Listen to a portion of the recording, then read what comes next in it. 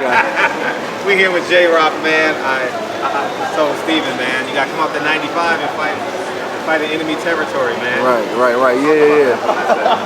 It don't make me no never mind, man. You know what I mean? I went to Vegas to fight Ishe. It don't matter. As long as I don't gotta fight. As long as I'm fighting Jared Hurd that night, that's the only thing that matters. You know what I mean? I'm good. Now, what has been going on with J-Rock in terms of mindset? Obviously, you're on the winning streak now, but what's been going on since Charlo? The last time I covered you was Charlo in LA. Okay. At USC. Talk about like mindset and in terms of growing out of boxing. Man, I just got over it. You know what I mean? You just got to get over it. It's boxing. This shit happens. I think too many times in boxing, people put too much emphasis on the loss. You know what I mean? And they put too much emphasis on the win. You know what I mean? One guy get one good win, he pop pound for pound, and one guy get one bad loss. Look at everybody shitting on Mikey Garcia now. You know what I mean? Before the fight, everybody was picking him for an upset win. You know what I mean? So I think you just gotta take it all in stride. You know what I mean? That's a part of the game. You know what I mean? And I got over it. Now 154 is a pretty hot division. It's getting hotter and hotter by the day. You got Charlo and Harrison on the rematch.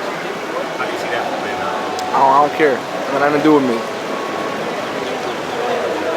Just ask you about Harrison Ruger too. Got nothing to do with me. Now, Jared Hurd has some say non-traditional, own style type of fighting. What pops out to him on film when you see Jared Hurd? A lot of things pop out, you know what I mean? Everybody always so quick to look at his flaws, but I look at how he winning these fights, you know what I mean? He's got a really good gas tank. He throws a lot of punches. He's big, you know what I mean? So those are pretty much the things that pop out the most. Have you, based off your past opponents, anyone remind you of him? Not really, you know what I mean? Not really. That last kid Gallimore was similar. It was similar. That's about it. It's kind of like you handled him pretty well. It seemed like you knew what he was doing before you. I was there. I was ringside for that. Okay. Fight. It seemed like I stand corrected. That was the last fight I covered. Yeah. Okay. It seemed like any movements he made, you knew where he was going. He kind of fell into you a little bit too much, you know. I've been fighting a long time, man. You know what I mean? So, and I understand boxing. So I kind of like knew the kind of fight that he was gonna fight. I knew he was a little bit inexperienced, and I know he was a little bit underestimated me, a lot of it. You know what I mean? Everybody keeps talking about the Charlo. I want to say like, bro, you're not Charlo. You know what I mean? But I just if you watch it, like he talked like if you watch the press conference, I was like whatever. I'm gonna be there tomorrow night, and we're gonna fight. You know what I mean? So I handle business, but he was similar. I think so in some ways, not every way, but in some ways. Would you want a smaller Charlo because you fought the bigger Charlo? I want both of them, but That's a great answer. right now it's about Jared Hurd. Now you wake up May 11th, May 12th. You wake up Sunday morning. You're a unified champion, man. People know your story. I don't know if you remember, but we sat down for about an hour and had a conversation. Really? And you were talking about how you had to cut weight. Yeah. And you did it. I don't know if you want to make it public. Go ahead. How you had to cut weight. Yeah. And you get 80 something amateur fight, something like that. Yeah. You remember? You got good memories. Yeah. And so from that starting point, running in the snow. Yeah. You on Breadman creating workouts and working out. You wake up May 12th, you be unified champion. It's gonna be all worth it. It's gonna be all worth it. And not the fact that I'm just be a unified champion. That's number one. But I'm coming to his hometown to do it. That's legend shit. You know what I mean? So when I got the opportunity to come here, like it's gonna be in Maryland, I'm like, you know what I mean? Let's go. Let's have it. You know what I mean? I'm only a 2-hour ride from 95. There's gonna be some people from Philadelphia in the house too. Come on now. You know what I mean? But kind of hot, man. You got Jared Ennis. Yeah. Jared Ennis making noise. Danny Garcia. Jerron Ennis. Yeah. Jerron Ennis. Yeah, man. Yeah. Tevin Farmer. Yeah. You know what I mean? It's a lot of things happen in Philly on the boxing scene. You know what I mean? And just you know what? Sports in general. I don't even pay attention to baseball. You got the dude Bryce Harper. You got the Sixers. Of course you got my Eagles. You know what I mean? It's a lot of good things happening in the sport, in the city of Philly when it's sporting. You gotta find a way to convince McMill to come out. bring you out. That'd be dope. That'd be dope. I'm a huge Dreams and Nightmares. Yeah, that'd be dope. Yeah. You know what I mean? Yeah. Or Champions. You know, you got some championships. You know what I mean? The intro to that is pretty hot. Yeah, it is. It's super hot. Yeah. Now, how did you foresee Earl Spence, Mikey Garcia? It was a boxing lesson.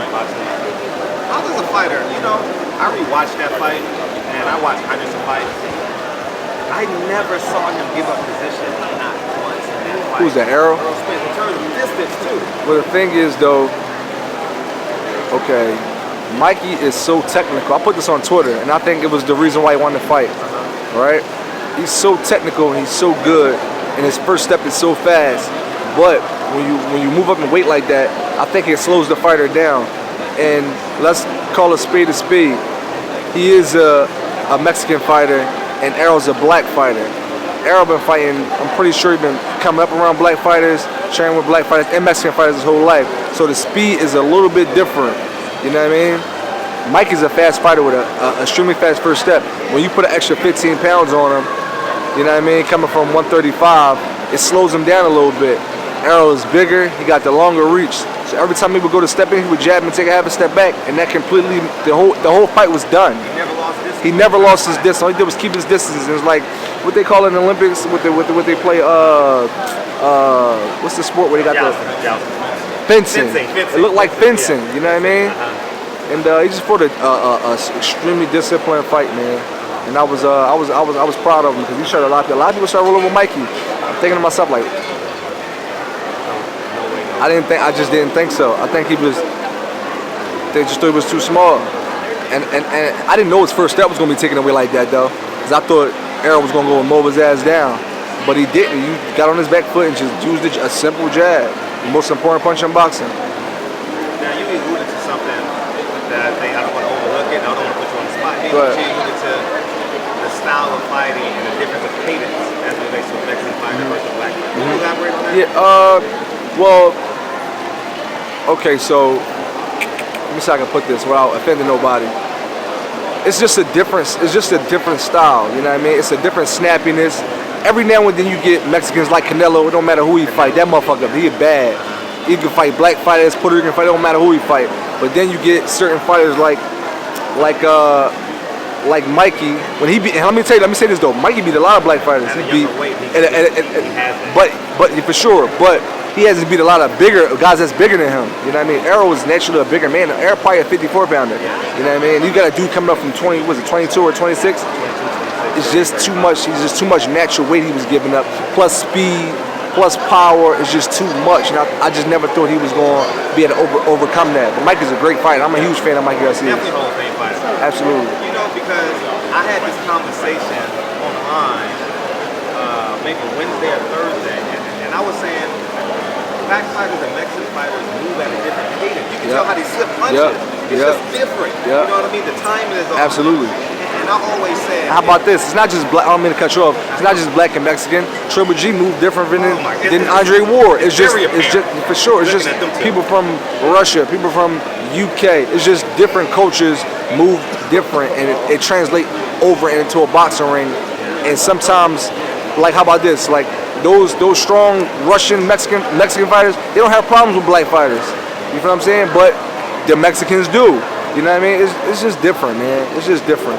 Yeah, I tried to simplify it. I was like, you watch a Latino dance, like just dance on his own. For sure. And you watch a black guy dance on his own. It's like it's too different. The music is different. Yeah, that's what I said. And that's sure. what they train in. Yeah. And also said if you combine